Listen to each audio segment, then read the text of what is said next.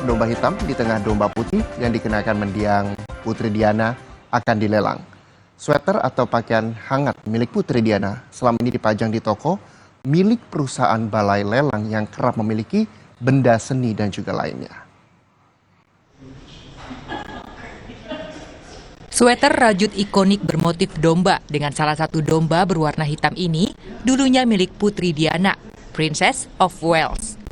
Sweater ini kini dipajang di Sotheby's, London, Inggris, sebuah perusahaan multinasional yang bergerak sebagai balai lelang benda seni, perhiasan, dan barang antik lainnya.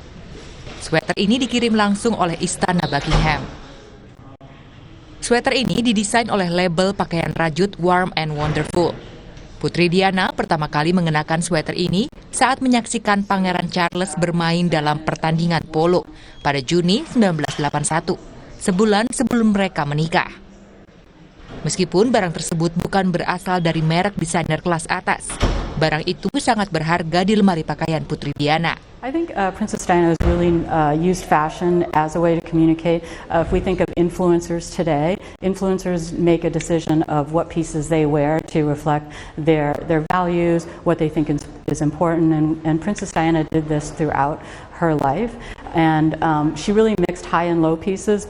Now we think that's a very common thing, but that's something that she did before other folks really did.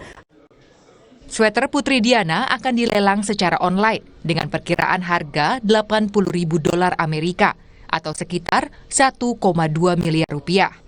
Namun harga lelang pakaian Diana diprediksi akan lebih tinggi dari perkiraan.